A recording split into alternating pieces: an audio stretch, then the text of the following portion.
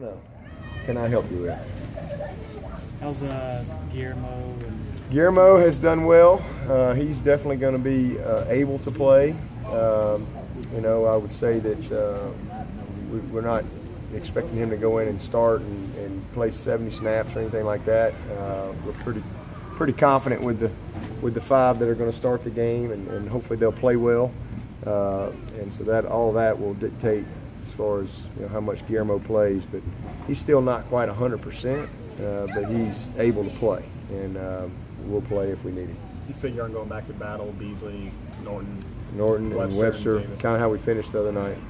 I was proud of Norton. He's a competitor, and most competitors respond when things don't go their way, and that's I was really proud of how he responded. He kind of got sent to the sideline and came back and played with a little different focus and a little different edge, and so hopefully we'll continue to see that from him because we need it. Peak, how's he? Peak's done well. He's going one-on-ones and scaling and team pass. He's done everything, and he's a little further along than Jay. He's a lot further along than Jay, but Jay's 300+ pounds. But I think that Peak is definitely going to be ready to roll. Deshaun, all systems go with him? Yeah, he's had a good week of practice. Really good week. How have the young DBs that are going to have to fill in for Robert Smith done in practice this week? They're doing good. We're mixing and matching those guys.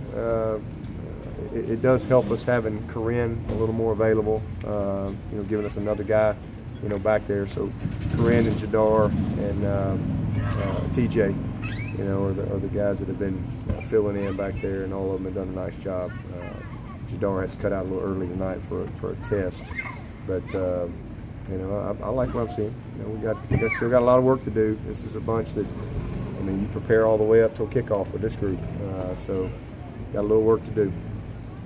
When you, as far as guys like Zach Brooks, and how's his injury recovery going, and is he going to be ready for spring? Yeah, he'll be ready for spring. Yeah, he's doing really well. His attitude is very good.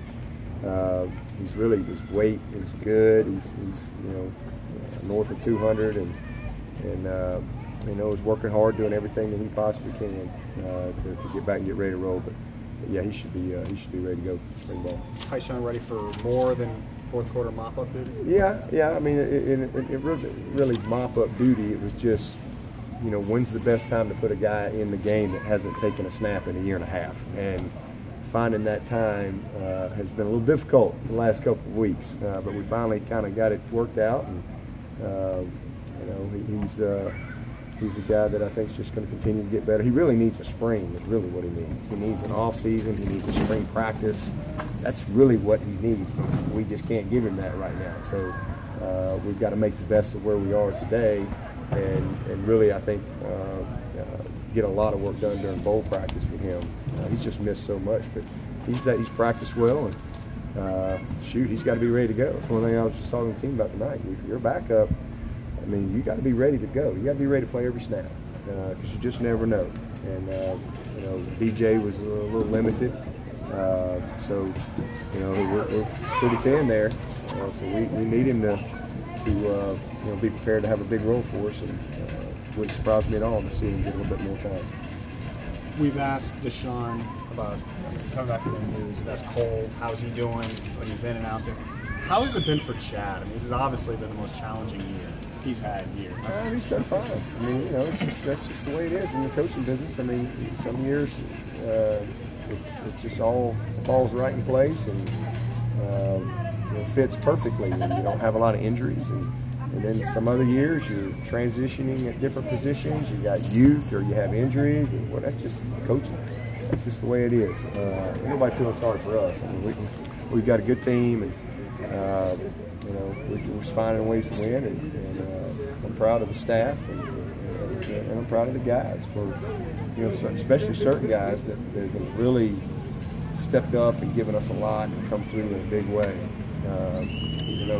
Nobody's perfect out there. We're not where I hope we would be right now, but again, we just haven't had all of our cards all year either, and we're really we kind of were getting ready to spread our wings, and then all of a sudden it's setback. But what do? You continue to respond, and that's what our guys have done. But I like where we are right now as far as getting some guys back and the confidence that I see building in our offense, especially how they played. Really started the fourth quarter of the Syracuse game. We really did a lot of good things in the weight game. Got in probably the best rhythm we've had in a while. The explosive plays and did some good things. Did some really good things. So I think getting Deshaun back is